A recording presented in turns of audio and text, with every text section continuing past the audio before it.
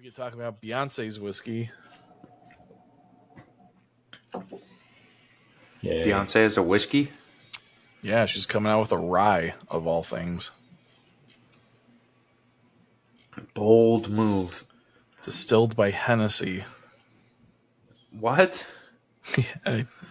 Not Are joking. you serious? Yeah. Maybe we can talk about that. Moet Hennessy is launching Just kidding. her new whiskey. It is a Wow. rye finished in Pedro Jimenez casks. Interesting. What's What's the price? I have not seen that anywhere, so it's probably going to be expensive. It's probably going to be super expensive. Oh, Moet Hennessy $89.99. and- Oh, wow. What is it, a 4-year? Doesn't say. A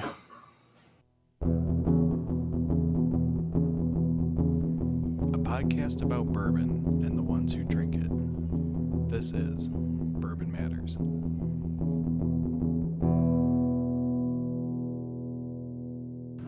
Welcome to Bourbon Matters. I'm Jake. I'm full of good ideas. No, you're not. And I am Jake from Gold Eagle. And today we are going to talk about what whiskeys we're excited for that are coming through the rest of the year. And what whiskeys in general are coming for the rest Yeah. of the year. It's late August. So we're going to look at September, October, November, and December and see what's on the slate. And talk about what excites us. I mean, it's something we don't do very often, is just kind of talk about what's coming up. Yeah. But usually the fourth quarter especially, but even leading into that, even leading to the fall season, some of the big annual releases are coming out that we're used to. Some people have the same label come out every year. Some people have, like, I just mentioned Yellowstone real quick, that comes out with a yearly release that's different every year. So a bunch of different things to look at that are coming out. We just decided this a few minutes ago, so I will probably be clicking on the keyboard to see what some of these new releases are actually going to be. But stuff that will eventually be able for purchase, maybe at Gold Eagle, if he gets any in. Maybe. I mean, I'm sure we'll get some of this stuff, but no, we just figured it's a good idea to kind of, I mean, I don't even really know when any of this stuff is coming out, and I don't really know when we're going to get it. Like, we usually find out when it arrives on the truck, unless one of our reps, the day before or the morning of goes, hey, I saw you're allocated 3 bottles of this Old Fitzgerald. So we usually don't find out until the day of, sometimes the day before. And I don't really pay attention too much to most of this stuff because a lot of it gets allocated out automatically. So I'm excited to look at this calendar as well and kind of see what different releases are coming soon. Nice. So right off the bat, I mean, these are all just kind of listed in alphabetical order. But the first one is Bomberger's Declaration 24. For September, right? For September. Yep. And this is one that's a different release every year. And this one is, I don't know this company's name. It's a barrel finish for them. And it's in a barrel from a French cooperage called Colt, or Colte, Culte. So basically a French oak finish from a staves of undergoing 40 months of natural air drying and seasoning, followed by toasting and charring. So I guess the first thing to talk about and that's just the wood to cure. That's not time in the barrel. That's 40 months of natural air drying and seasoning. So, Dan, have you had Bombergers? I've had Bombergers, yes. We've had some in. I've never had anything. I've had French oak finish. I don't know it's from this cooperage. For those who don't know, it's made by Michter's. Yeah. I've always preferred Shanks to the Bombergers. Yeah. Yeah, I'm not really sure which one I prefer. I'd have to do a side-by-side. These are bourbons that I don't really taste often, but I remember really enjoying them when we did have them at the bar a couple different times. But yeah, 48 months is what stood out to me on the air drying of the staves from your description, because that's a super long time. Most of these Yeah. distilleries are doing, 6 months, and then like the extreme is like 18 months. Yeah. So I think that and makes a big difference in the bourbon. Tasting Baumburgers and Shanks, they are kind of very potent, and just the oak is just so delicate on the palate of both of those. Yeah. And so when they're talking about it's like Jake said, it's 40-month seasoning of the staves. And when he says most people do 6 months here for staves, that is after the oak is cut into staves or before the oak boards are sawn into staves. They let them air dry, kind of like you would seasoning firewood. And that pulls some of the lignins out, that dries out the wood, that you get a lot more flavor. What a lot of cooperages do with a younger barrel that's only been kilned or only been dried for about six months to a year, they then put it in a kiln to dry it out the rest of the way to speed up the process. And then they make the staves, have the staves put into barrels. So this is just giving that a long time to really dry out, which allows the whiskey to be able to penetrate the wood even more. So when you think about really old firewood that's had a long time to season, it's got a lot deeper, bigger cracks in it. The same thing's going to happen to these staves. So you're going to get a lot more in and out of the whiskey in the wood. So I'm not sure. It does not say how long they finished in there. It just says the 40 months in terms of how long they're air dried. But that should be interesting. I think Bob. I think Michter's is something we hardly talk about on the podcast, and it's one of those that, for the price of it, I think is always a pretty good pick if you're looking in that $40 to $60 range. They have a lot of good whiskeys, in that mid tier price range right now, and a pretty that large really variety of SKUs that are like on the shelf every day. At the bourbon, the American whiskey, sour mash, rye. Those are the four that they have. Yeah, those are the every typical. day. And yeah, and I mean, we actually don't really talk about them. That's a good point. They're super solid all across the board. They're all like 40, I don't know, 40 and 50 between there dollars a bottle. And for a little while they were kind of hard to get, but now it seems like their inventory is getting a lot better. But super solid. They're bourbons that we usually always have, and they're very consistent sellers as well. Yeah. Their allocated whiskey is a totally different story. But those, yeah, I mean, that stuff is pretty good. It's like harder to find opinion. than Antique Collection and much better.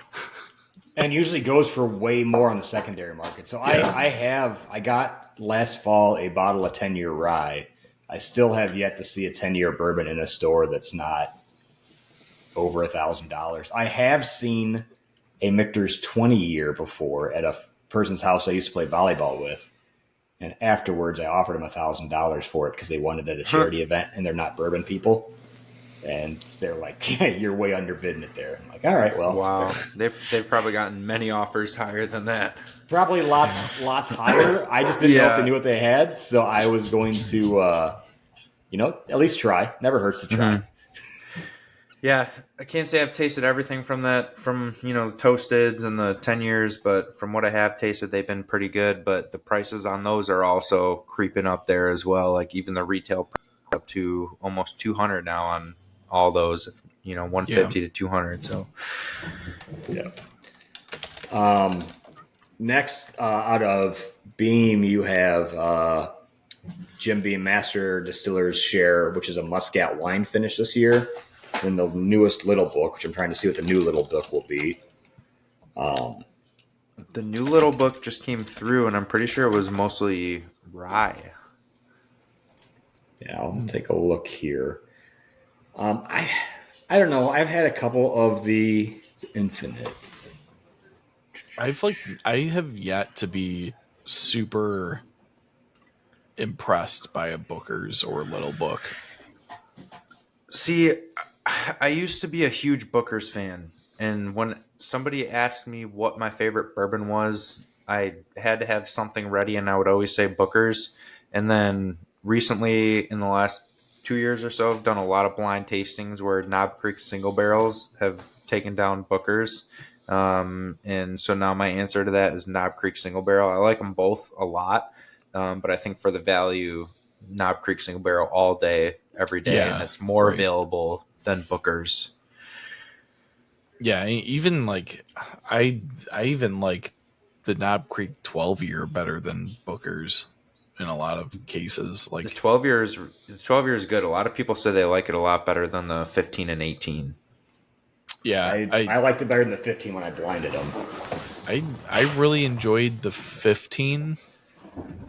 I think that's probably my favorite. 12 would probably be number 2. And then I did like the 18, but I'm probably never going to see it again, so I can't rate it that high. I bet you'll see it again. I think Yeah. distilleries It's not like gonna- Jim Beam. I think they have enough stock, and I think they're planning to ramp things up. I mean, we've already seen it with the 18. The first year it came out, we got like 2 bottles. The second year, I think we got like 20. Yeah, that's So true. I think they used to have all these quotation 9-year single barrels that were 14 and 15 years old, and then they stopped that.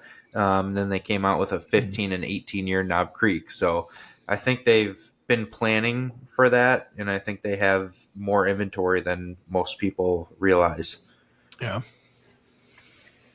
I've not seen much on the mash bill of the Infinite little book, but it's saying it's an infinity blend. So it's got whiskey from his granddaddy Booker, my dad Fred, and me.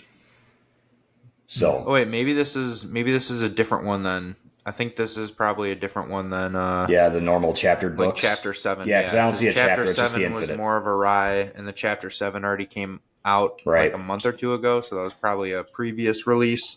Yeah. But yeah, no, I didn't know this was coming. I haven't heard of this yet, but that sounds really, really cool to have some Infinity whiskey in there from his From dad. all 3 generations of Yeah. those. Oh yeah, and yeah. Or all So 3 that's living one that generations of I'm those. definitely excited for. Yeah. Going down the list, probably the big one that people are going to be bothering you for is going to be Old Forester's birthday. I didn't try last year's. I've tried one from a couple of years ago, and the year before that I tried as well. I think it's fine. I don't think it's worth the hype. Yeah. I agree. I think a lot of their, I mean, even like the 1920. See, Birthday Bourbon is like one of the few limited releases that's bottled at a little lower proof. So I think that's a reason why it kind of gets all the, maybe a little more flack than some of the other ones from bourbon snobs. But I think it does have a lot of flavor, a lot of character, and it is pretty cool to have a extended age stated Old Forester, because we know all their other stuff is heat cycled and not, probably 4 to 6 year. Mm-hmm. But I do agree. I think it's a little underwhelming for how many people are looking for it and what people pay for it. Right. Yeah. The one in September that I'm probably most excited about, maybe one that I'll see if I can get my hands on, is going to be the Yellowstone 101 release. And this is going to be a 101 proof, like always, blend of 7 and 17-year-old bourbon finished in French oak and cognac barrels. It's not saying how much of each 7 and 17 year it is. Expected to retail for around $100, which is for a blend of 7 and 17 year, I wouldn't say is bad, especially for a finished bourbon.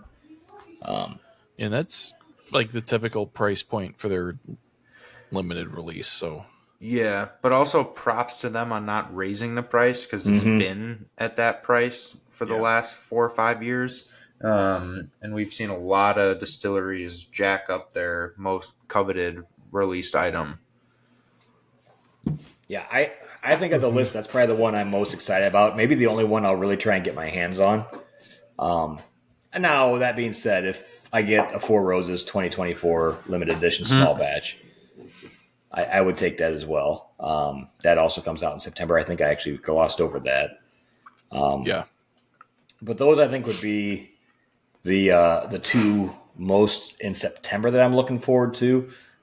If you guys haven't tried any of the Yellowstone 101s, It was probably about 3 or 4 years ago they rebranded and rebottled the 101 in a completely different bottle because otherwise it was just their normal I think it was Yellowstone bottle with 2 a years. Or no, you're right. It was a little bit It was- longer ago. Yeah, I think it was 3-4 years ago. Yeah. 4 years ago, maybe. But those are always good. They're always finished in a different type of barrel. Yeah. The man, so I was just looking at the Four Roses limited edition for this year. So it's a blend of 12, 15, 16, and 20-year-olds at 108.2 proof. 31% of the 12. Those are always really good. Yeah. 31%. 31%. Same thing. Go ahead, sorry. I say 31% of the 12-year, 23, 15-year, 39, 16-year, and 7% 20-year. For MSRP, those are always going to be higher. That's saying MSRP is $220 on those. But I had last year's limited edition Four Roses, and it was phenomenal. Yeah, I don't got to think try I've it ever- at the distillery. After we did a barrel pick there, they poured it for us. Oh, so all you got to do is do a barrel pick, huh? Got to go That's do all a barrel it pick. So Four Roses limited edition. King of Kentucky is on the list, which we didn't mention. Both of those two are in the same ballpark of they're very, very good. Everyone says they're very good. But I mean, I think on the Four Roses, we usually get 2 bottles. In King of Kentucky, we get 1 if we're lucky. So I think those are going to be unicorns out of the month. There's all these Penelope Estate bourbons coming out as well, which I don't know what those are. I have no idea. There's like 5 different Penelope Estate collection variants. So Well, it's all I think- MGP, so yeah, but which is funny that they're using the word estate on MGP after if you listen to our yeah. What do you Estate think in about Grain to that, Glass. Dan? So tomorrow, Jamie and Rob head down for the Estate Whiskey Conference that's being put on by the University of Kentucky at the Jim Beam Institute. They sent out some information, a couple things. They sent out an email today with just some more information on what's all going to be going on. And there's a picture in the background of a very familiar warehouse full of barrels that looks like the exact same area I walk by every day in Warehouse 1 of our barrels, except for some reason all the labels had been scrubbed off of the barrels in the picture. So that was exciting to see. Made us laugh a little bit. They also sent us out a thing of our membership, if we want to sign up for membership to be a part of it. So they didn't explain in that what the definition of an estate distilled whiskey is yet. But they did say that it would be $6,000 per year to have your whiskey labeled as estate distilled. even though you And- own the trademark? We own estate grown, estate distilled trademark. So, That's crazy. and on top of that, then you also have to pay for every single SKU that you're going to have as estate distilled, which, if you're a small distillery, adds up quickly. And if all of your SKUs are estate Our distilled, estate distilled, yes. Yeah, Yes, that's so- wild. that's funny. You know, we're trying to not get our blood pressure up, but it's almost sounding like they're trying to price out the small distilleries that are actually estate distilled from being able to call their stuff estate distilled. So that'll be fun. I'm sure no one will have a heart attack down there this weekend or this week. All right, so we got a lot of things to look forward to and excitement there. And then the other thing that pops out is Woodinville 8-year for $130. That's a really high. That is really high. That's exactly what I was thinking. And I don't even like Woodinville. That's And- me, but Yeah, an 8-year hunter proof bourbon from. I mean, they haven't really done many special releases. It's all been like, mostly 5 and 6 year, a couple different finishes here and there. But yeah, I think, I don't know, with Moet Hennessy purchasing them, we're just going to see things like this. so I'm on Penelope's Washington, website. right? They are Washington, which you would think it would age slower too, because it's a little bit of a cooler climate. More And like the humid and English damp, climate. and yeah. Right. I'm that on one- Penelope's website looking I at the don't know state about that. collection. they have a Founder's Reserve, a Private Select, and a single barrel. Mm-hmm. And when you click on one of them, it just says "coming soon" with no information below it. So, nothing to report. They don't even know. They don't even know what is correct. All right, moving on to October. October. A little thing called the BTAC collection's coming out in October. So that's obviously Coming out in October. It'll hit stores in late November. Yeah, and that's going to be your William LaRue, your George T, your Saz 18, your Eagle 17, and Handy. What one? Handy. Thomas Handy. Obviously, those are probably the most sought after ones, not on the list, but of the entire year, besides the Pappies. Yeah. But that'll be coming out. Other staples is Midwinter's Night Dram Act 12, which we've talked about. The most disappointing whiskey of the year. Yeah, we've talked about those and how they've changed over time and how the price keeps going up and up and up. They don't have a price listed on here yet. Maybe there's a 1% chance of hope here, but I don't think so. They're definitely not going to lower it by any means. Well, no, they're not going to lower it, but I'm just talking the quality. Like every year in the past 6 years, it's just kind of decreased, and the price just keeps going up. Yeah, and it's the difference between the one that we had on the podcast the first year to the year after was like night and day, like how much the quality declined. And the price went up by like at least $30, if I'm remembering correctly. Well, I mean, it used to be under $80, and now it's 180. Yeah, it's insane. Last year's on their website, they're saying 150 for last year's on their website. They're obviously sold out, but they don't have any information about this year's out yet. Yeah, 150. That's what it was. Yeah. I mean, I get that some people have the sentimental thing and things with it. If you do, good on you. If you're a collector of bourbon, this is probably the first one I'd skip on the entire list. Well, that's usually what the beginning collectors go for. Yeah, that's true. But if you're starting out a collection, this is one to skip. Yeah. You don't need to buy into the hype on this one. At least not before trying it. I don't know. Buy it when it's on sale in January. Maybe you like it, but there's also a lot of other exciting things coming out. Elijah Craig Barrel Proof Batch C924. We all know how good it was last year, winning our bracket tournament, even though it shouldn't have been entered into the competition. I agree. But I'm excited to see if Heaven Hill throws together another high proof and extra age stated banger like they did last year. I could definitely see them doing that and saving their best for last. Yeah.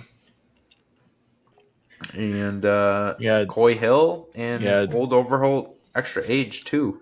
I'm excited about the Old Overholt extra age cast strength. That sounds fantastic. What's sad is we just sold out today of last year's release, and we got a lot. I mean, I think we went through about 100 bottles. They just kept offering us more as they kept finding more in the warehouse. But the 10-year Old Overholt? Yeah, the 10-year. I mean, it's been on our shelf for the last couple of months. Yeah. And the 11-year, like, I wish I would have saved some to do at the bar side by side when this comes out. Yeah. Because this looks very interesting. I mean, the 10-year was a big hit, so the 11-year I would expect is going to be just as good, if not better. Yeah. Mm-hmm. We got Parker's Heritage, Penelope Havana. What's that sigh for? Dan just hates Heaven Hill.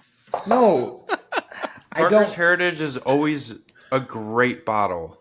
Yeah, except for it lost to our rye and their rye last year. Their 10-year rye lost to our bib rye last year at Ascot. It's a 14-year-old malt whiskey finished in cognac this year. What is it? 14-year-old Wow. malt whiskey finished in That sounds cognac. Oh, like going with a Jake. malt. Jake, that sounds like Jake Riefenberg if I've ever heard it. Yeah, that sounds tasty. Malt whiskey finishing cognac. I do think that sounds tasty as well. Pass. I do appreciate that they like to take some like decent risks with the Parker's Heritage releases. They do, yeah. which is cool for the limited release from Heaven Hill, because And so, otherwise it's just like they're really old versions of their normal whiskey lineup. and Heaven Hill has thousands of brands, but I can't think of a malt whiskey from them. No, Yeah. So That's have maybe they that just been means we'll get to sitting see on one this soon. for 14 years? that, or maybe I mean, they I'm started doing some malt whiskey and they just wanted to have it aged for a really long time before they released it to try and rival Right, Scotch maybe. market. Mm-hmm. Because it's going to be hard. I mean, we've talked about single malts in America, and it's hard to get people excited when you have a 7-year age statement Right. of an American single malt versus Or a less. 20-year-old Scotch. So, which Right. again, it's completely different aging circumstances. We know that, but it's when It we doesn't talk about get it all the time. People look at Scotch numbers. drinkers excited. Right? yeah, And that's more of your market than bourbon drinkers, because bourbon drinkers, we know, don't really like single malt unless you're an 'Cause they don't all know. type of whiskey drinker. They don't know. You're right. They don't know, but they just don't like it. what's the Penelope Havana I'll Probably look it up. some kind of Cuban rum, rum finish? and Yeah. rum honey amberana finish. That's Rio. No, I mean honey and amberana is Rio, but I'm just throwing stuff out there, Yeah, throwing some wild guesses. What can we do next that's gonna make everyone lose control? Lose control. Yeah, I don't. Havana. It's a recurrent release. That'd be a new kid on the block. Havana that creates the most buzz. This whiskey is currently in development. Has been teasing out on social media. Expected 1 to 2 months of experimentation remaining fully dialed into concept. But they confirmed it will be a bourbon base that will pay tribute to Cuba, its namesake for its country of origin. It'll almost certainly include a Cuban rum finish, but may include secondary finishes as well. Expected to land somewhere between 100 and 110 proof. So it's probably going through bottling now, but finished in rum. yeah. Terrible choice. Should have been Interesting. rye. We'll see. We'll see. And then Russell's Reserve Single Rickhouse. I heard the last one was absolutely fantastic. I only got to try a tiny bit of one, and I wasn't that impressed. Really? I mean, it was good, but it was also, I think, a $300 bottle. Yeah, They've been true. proud of their prices lately on their stuff. Now, to be fair, the 13 and 15 are really good, but So I got to try the 15-year over this past weekend. how did you like it? I didn't. Yeah, really? I had a sip of it at work, and I thought it was pretty decent. So it wasn't bad. It was a good bourbon, but I don't think it was worth the price of $200, $250. I think it was Yeah. $250. And I think I like the 13 better. I think the 13, the 15 for me was like, it kind of lost its fruitiness and it was just a little too oaky. And the Russells even say that their sweet spot is 10 to 12 years. So I think the 15 is just a little too long in the barrel, and I'd prefer the 13, especially for $100 less a bottle. Yeah. I think I was talking to Aaron, and he told me the 15-year was one of the only whiskeys at that price point that he thought was worth that price point. Aaron who? Oh God, Someone I don't at know his last the at name. Gold Eagle? Yeah, he's Oh, also okay. got a whiskey podcast. I mean, no, I just for He's for a some- I Lake thought County you were- Whiskey Club guy too. Uh-huh. No, yeah, but I thought you were Sorry, talking Aaron. Aaron of Smoke Wagon. No. But no, Correct me if I'm wrong on what you I mean, said, that's- Aaron, because I'm not gonna say we talked he's about wrong. it at the shit. When did we talk? I think we talked about it at the Lake County Whiskey Club birthday party. Well, the 15 is brand new. Are you talking the 13 is worth it? No, maybe it was after that. Then shit, The 15 just came out like a month ago. it must have been at a master class then. But So I I'm think pretty the sure we talked about it. yeah, I don't know. I mean, I know a lot of people are saying good things about it so far. For me, it's just a little too oaky, and I think it falls a little flat compared to the 13-year, especially for pretty much double the price of the 13.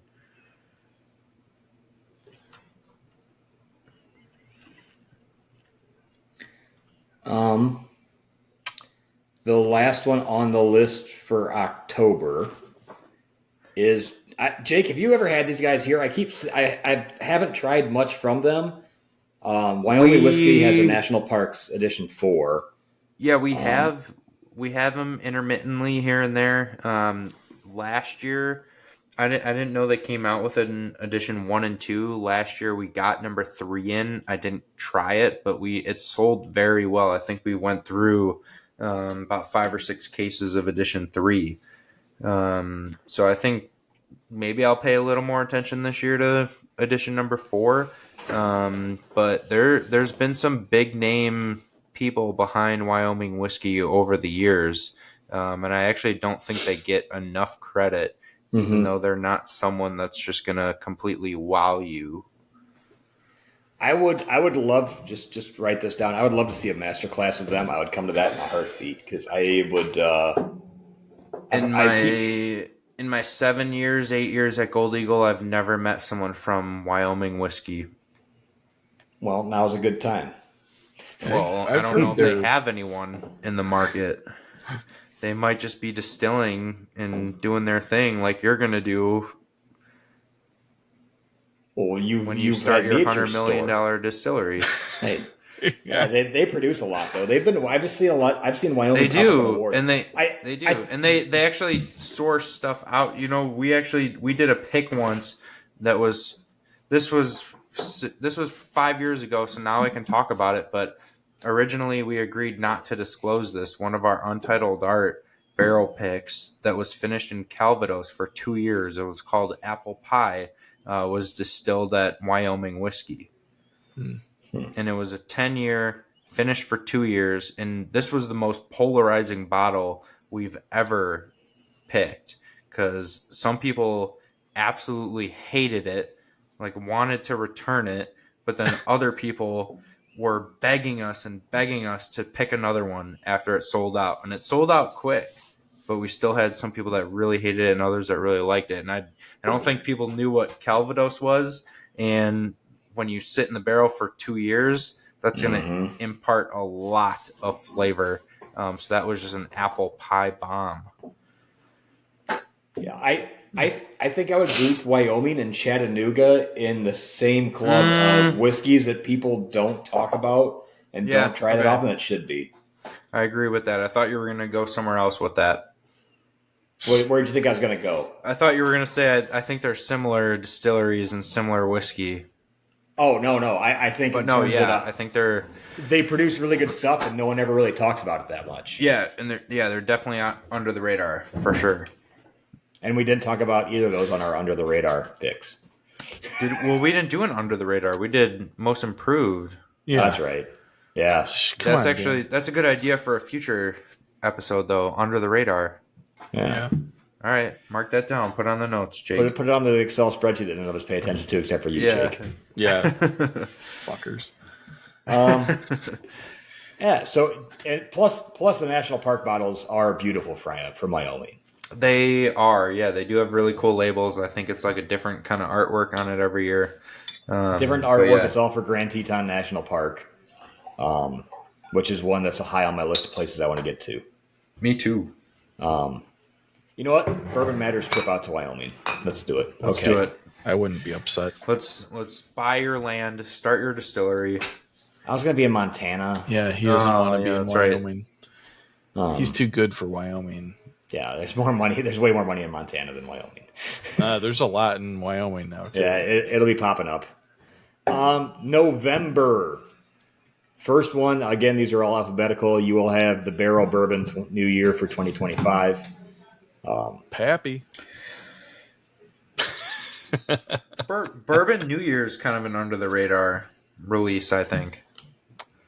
I haven't tried every year. I like the one I tried. I think that was 2023. I don't think I tried last year at all. I don't understand the point Well, of the New so Year. it's like an infinity kind of thing that they do. Is it? I think. Yeah, I think they I thought it's a totally different blend every year, but it's I don't know. not I thought like they anything. blended in like some of last year and kept it going, but Okay, I don't. but Maybe I'm just saying it's usually wrong. It's usually pretty tasty. People ask for it every year. We don't sell a ton of it, but people definitely do look forward to it. And Barrel's always been solid. I've never had anything I don't like from Barrel. It's not that I just tried not to buy a million bottles. I don't get up to Libertyville enough to taste everything, but You're pretty much always going to get something solid, but you're never. I mean, you will find the wows, but nothing's really like hard to find or right. worth hunting and searching unless there was just one specific single barrel that you tried. Yeah. There will be another Booker's Reserve batch that's going to be 127.8 proof, and it's going to be 8 years. That comes out in November. If you can't get your hands on the Elijah Craig barrel proof, the previous month, the Larceny's C924 comes out. So you can hit that barrel proof up. Which let's talk about when you do your little tater releases on Instagram there, Jake. Uh-huh. Those are sometimes some of the last to go off the table. Which one's the Larceny? Yeah, and well, they shouldn't Larceny has now been on our shelf for the last month, maybe 2 months. Barrel proof. Oh, really? Yeah, I mean, we're getting a lot more. Like it's still sold very well, but I think we've gone through close to 20 cases now on this release, and we used to only get 3 to 5 per release. So I don't know if this was just one big batch or if other stores aren't taking it because they're not selling it. But yeah, we have, I think, 6 bottles on the shelf. Or Heaven Hill's just doing right by the customer and putting it out there. I mean, they are doing right by the customer and putting it out there, but it still must be a bigger batch than what they normally do. Yeah, it could be. But yeah, I mean, it's good to see, and they have the stocks to do it. So they're like, you know what, this bourbon's hot right now. Let's make more of it. Like, we have the barrels, and I know that's not easy for every distillery. You can't just flip a switch and make bourbon, but they have the stock, so might as well capitalize. Flip a switch and make bourbon sounds like Bardstown. Oh, I mean, kinda. You're not wrong, but you're not just going to make bourbon overnight. You can flip a switch and make the distillate. Right, I know. Pappy obviously comes out in November, so that Jake will get bugged for that. Boss Hog. Whistle Pig Boss Hog. I've only ever tried one. It was the most expensive pour I've ever paid for, and it was the biggest regret I've ever had. I'm just not a Whistle Pig fan. I'll let you guys talk about that one. But do people bug you for Boss Hog? They do. Really? But it's it's the same 3 to 5 people every year. Okay. That are like, hey, I need a Boss Hog. Like, there are people that have one of every Boss Hog and have a backup. And there are people that come in and spend, a couple thousand every time they come in on bottles out of the case. It's not your everyday drinker's bourbon. Do I like Boss Hog? Yeah, I do think it's really, really good. Would I ever buy a bottle? No. Because I don't think any American whiskey is really worth over $300, let alone $600. But they are really tasty. They're really good, and I look forward to trying them every year. Yeah, those are ones that I see always in the case at like any store you walk into. Somebody always has the last year's release just sitting in the case. So it doesn't seem like they move that well, or at least they don't move in like their entirety. It's targeted toward a specific market of people. They're not targeting bourbon drinkers. It's the same reason why they're able to come out with a 25-year-old single malt and sell it for $1,000. Yeah. Plus. Like there's that's kind of like, it's like Johnny Blue, but people that actually like to taste the whiskey. People that have a good palate. Like people that have money to spend but actually have a good palate. They buy the Boss Hog. But yeah, I think last year we went through like 12 or 15 bottles and they didn't fly out of the store, but they sat in the case for maybe a month or two. And then after that, they were gone. I'm curious on Dan's take on the Boss Hog, though. The only time I've ever tried it was when I used to go out to Cleveland for work all the time. I was at I always went to a barbecue joint that had lots and lots and lots of pours, and a lot of higher end ones. And the first one I did when I was there was a $40 pour of Sazerac 18, which is from what I remember, my second favorite pour I've ever had. And then they had a Boss Hog Magellan for $85. And I did that, and I'm just not a Whistle Pig fan. I just don't like the flavor profile of the whiskey that much. Well, you don't like rye. I'm drinking a rye tonight, asswipe. What are you drinking? Here, hold on. I got to cover up something on this bottle so someone doesn't get mad. Whiskey Acres Barrel Pick. That's yours. And that's like one of the best ryes that any of us have ever tried in our lives. So here, hold on. Let me. There. Good boy. It's right there. So yeah, I'm drinking right now. I just don't like the Whistle Pig flavor.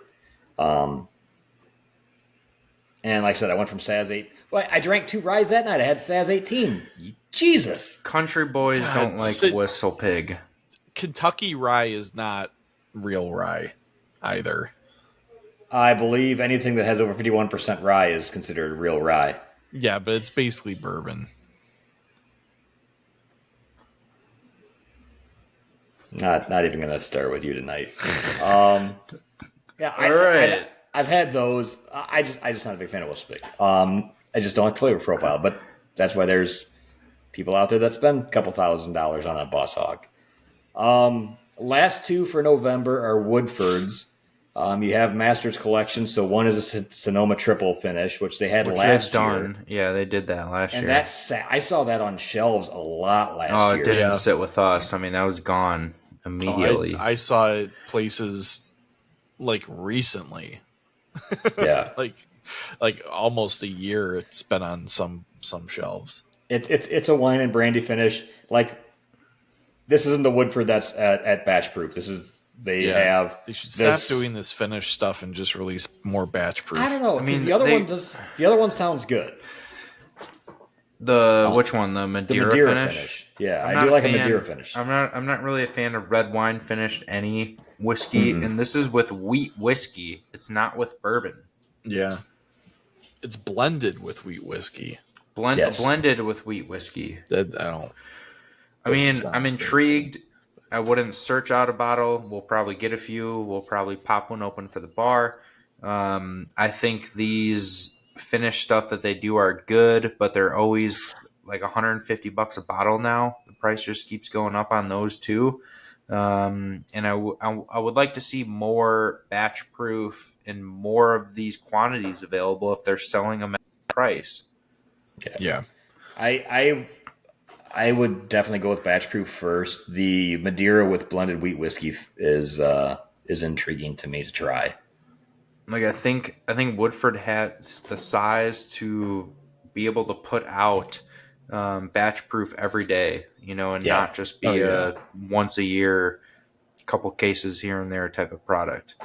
Well, like they should do like a rye single barrel limited release or something if they want to do something different as their special release instead of just finishing. That's their another topic for Well, it's another not just episode. finishing though, because their Masters collection has always been different mash bills and things as well.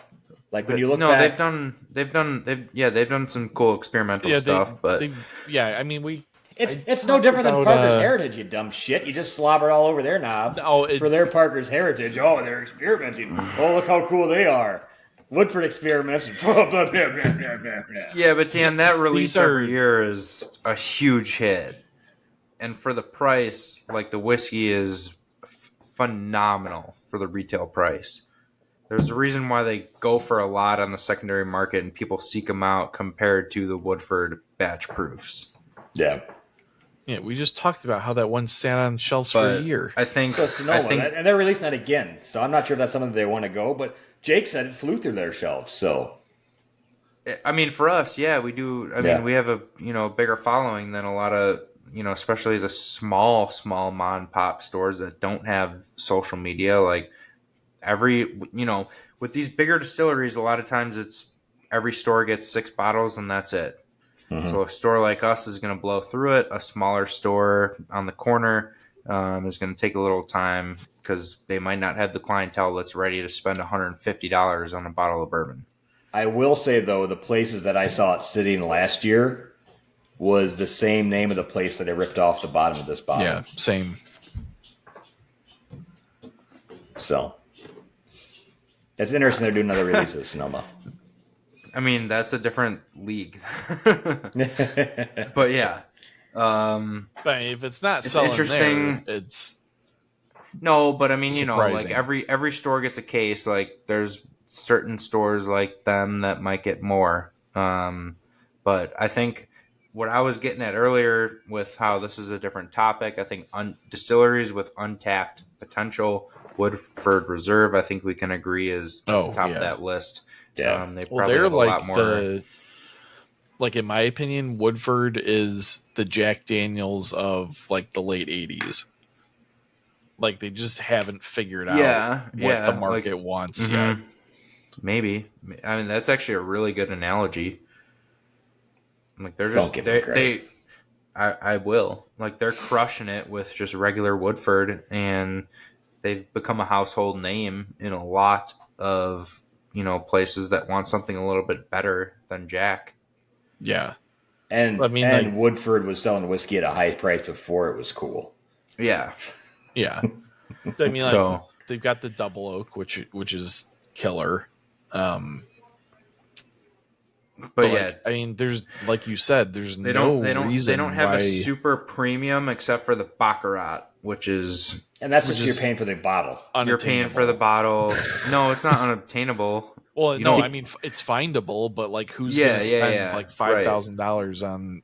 It's not that much. It's a little over it's $1,000. like 2,000 now. Whatever, but I could have gotten one for It's $1,000 a couple of years ago. But you should have bought it. It's another one that just keeps going up in price. Now they're like 2,000 or 2,500. I was trying to get Roberto to buy it because I was at an airport and it was like 900 and some euros, and I was trying to get him to buy it. I'm like, dude, tax free. This is the cheapest you're gonna get it. And See, is that a bottle that you'd ever open if you had one? I'm never gonna buy a whiskey and not open a bottle. But that one specifically, you're paying never for the gonna buy a glass bottle decanter. of whiskey. Yeah, then I have You're a really not- cool decanter. You're Like- not paying for the whiskey's not worth a lot. Yeah. The decanter is worth a lot. So you could open it, drink it, and then sell the decanter for a good amount. But I'm sure I can get $1,000 out of the decanter. Because I'm with you. Like I'm always opening everything, but when it comes to something like that, I don't know if I'd even like the whiskey.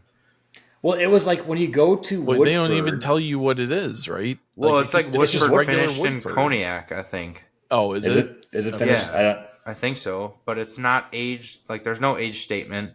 Yeah, It's. I think it's still around the same proof as regular Woodford. Like I know you can when you're there. at Woodford in their tasting room, you can get a pour of it, and I think a pour of it is $300, but it comes in like a Swarovski crystal glass, and you keep That the you get girl to glass keep, or yeah. something. Yeah. I mean, because it's just the juice. The juice inside is not worth anything much more than a normal Woodford. Yeah. But so, I think Jake nailed it. There's no excuse why they can't be putting out batch proof whiskey every day on the shelf. Right. yeah. They should be at this point. Not even at $150. They should be able to put it out at. Oh yeah. I mean, they're selling the regular Woodford at 90 proof for $35. They can like price it at 50-ish. 60 or 70 even Yeah. if they wanted could to. They could put it at same price. I mean, they Elijah Barrel. Well, here's a Proof, question. They could charge 80. What if they had it at the same price of Elijah Craig batch proof? What do you think would sell more, Elijah Craig batch proof or Woodford Reserve batch proof? At the I don't same know. price We'd have to point? taste it. They're pretty comparable. We'd have to like, taste it, flavor but it also profile, so depends it'd on be the tough. age statement of the Woodford. Because I know Woodford probably has the barrels to do it, but I doubt that they have the age that Right. Heaven Hill has to Yeah. put out 12-year, Well, they 130 proof. they temperature control their warehouses too. Yeah, they do. So yeah, they can get away with a little bit younger stuff. All Anyway, right. let's move on to December. which December, there's not much there's on this probably list. going to be more stuff coming. The only stuff they have on the list for December so far is A. Smith Bowman Cast Strength Bourbon. I've never tried a Smith. The cash strengths are. I've never tried it either. I think we've gotten like 2 bottles ever, so I think those are some of the more unicorn bottles on this list. And they've done very well. I've really enjoyed some of the Bowmans I've tried, and I really enjoyed the single barrel I got last year. We have a single barrel pick on the way. Oh, nice. Sign me up. Should be here soon. Don't sign me give up. Dan one. Make I him didn't- come I- out I'm to the not gonna store. give me one. I will buy one. But It'll be first come first serve. We'll post it. Dan follows us. He'll see it. yeah, I'll buy one. I like Bowman. Bowman Angels Envy Cast Strength Bourbon Port Wine Barrel Finish. That's their yearly release. Comes out in a nice box. It's a pretty box. Not anymore. Last year it didn't come in a box.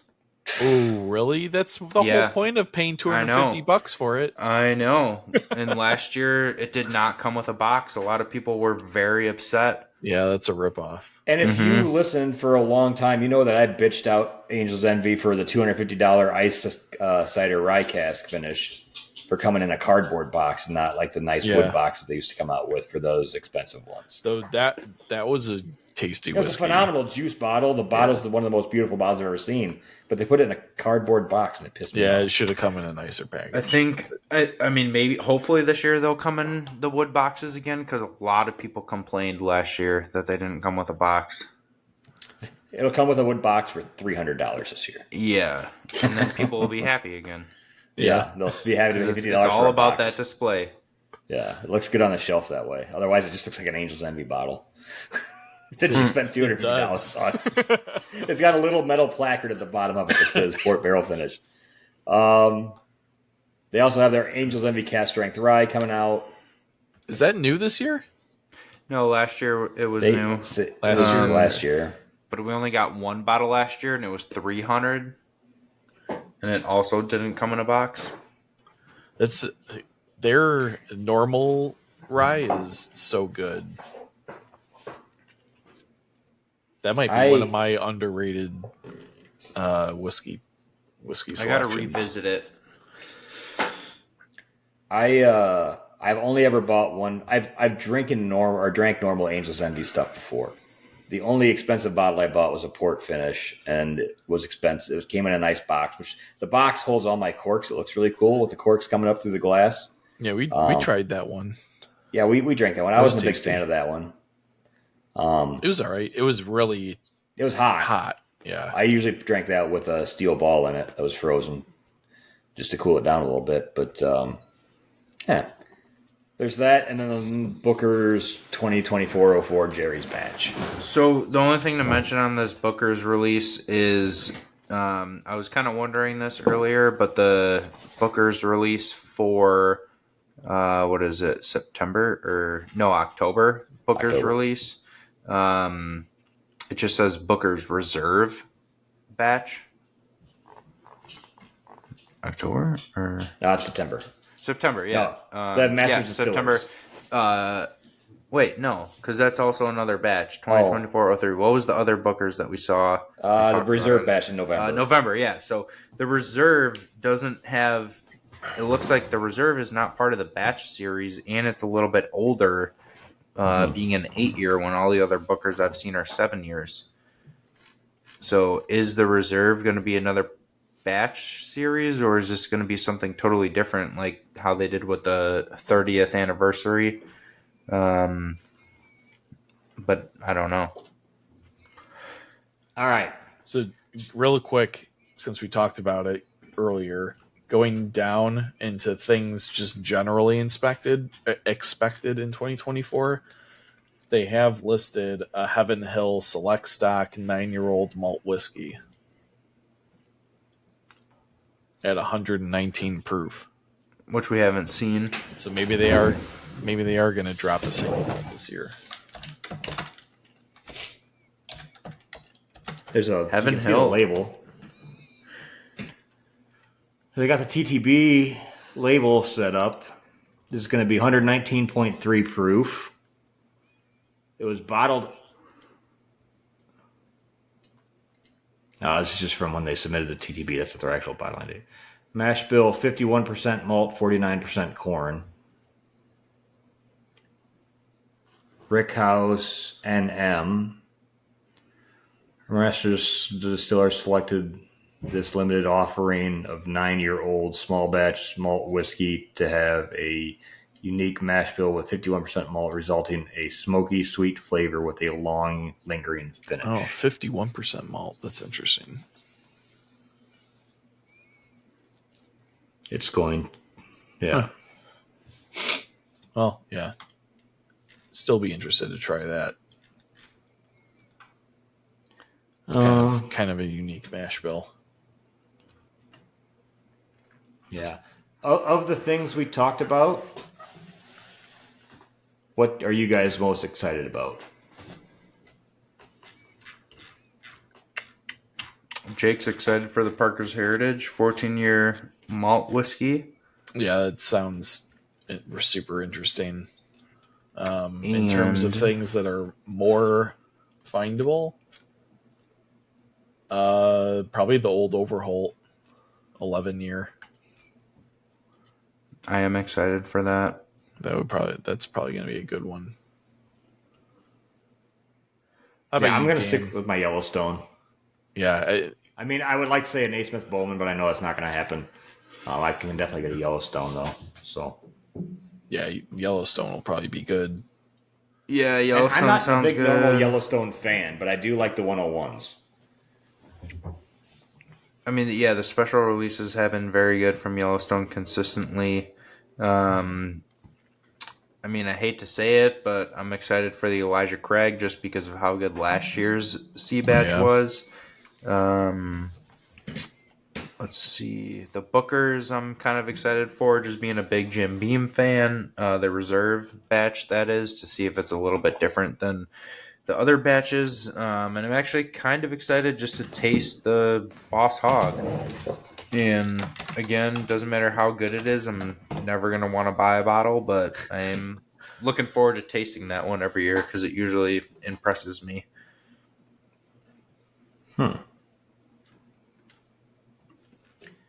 Nice. Well, I mean, I guess I'm sure there's gonna be some other stuff coming out. This is just kind of the big things they list out. I mean, honestly, two of the biggest ones we didn't talk about. Let's see here on Pappy 12. No. Well, we didn't really need to talk about the Pappy and Antique Collection. Let's throw these in here. Everybody knows that's coming.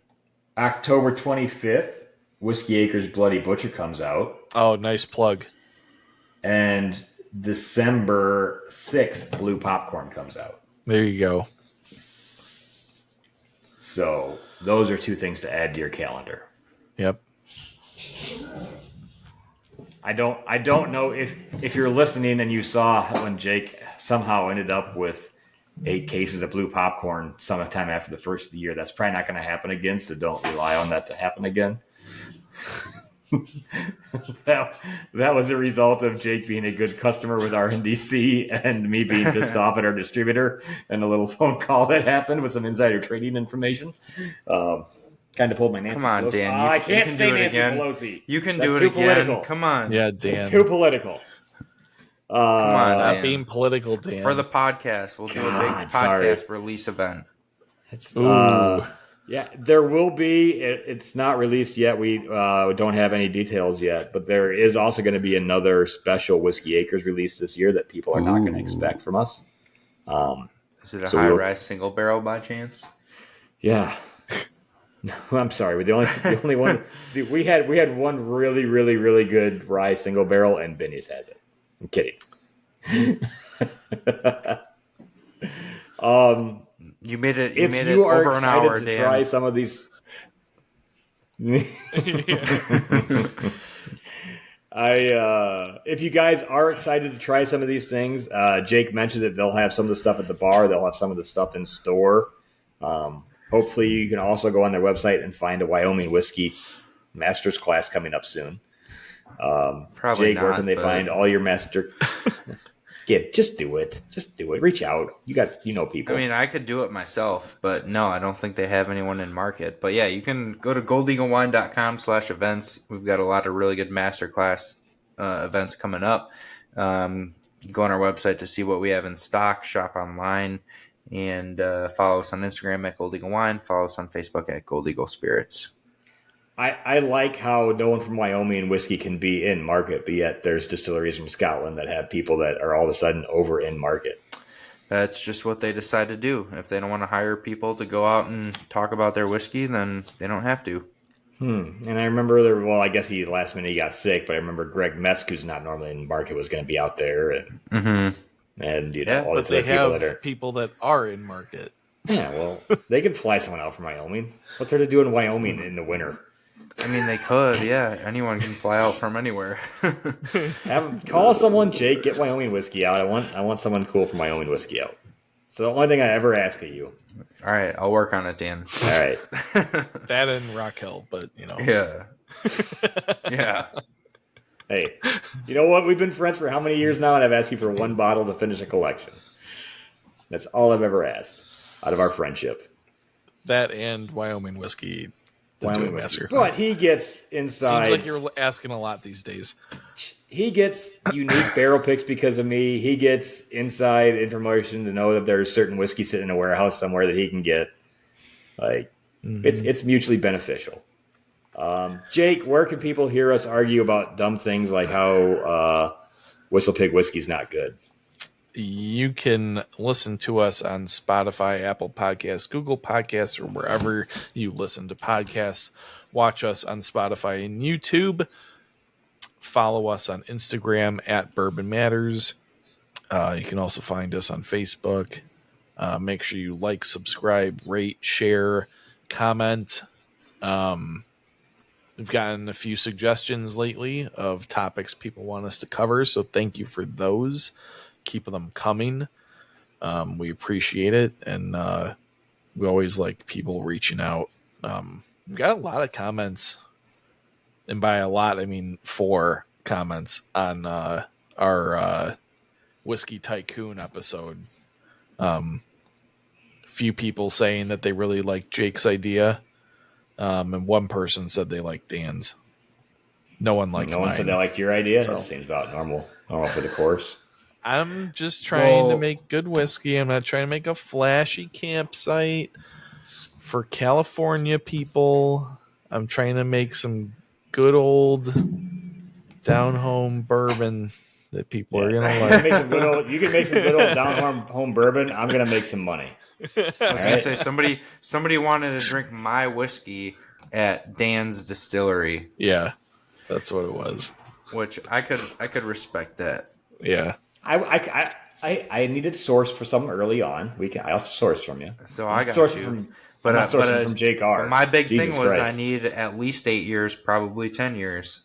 Well, I'll buy some of your younger stuff as it's aging. Your name won't be on the label. It'll be I'm fine. not gonna Yeah. sell anything Dan's until will it's be all 8 fun and years. games until a bear comes and mauls everybody.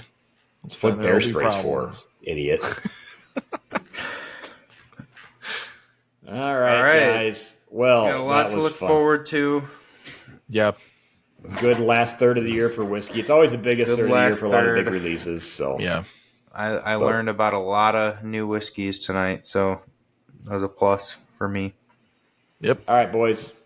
Cheers. Cheers. Cheers. I don't have the good glass tonight.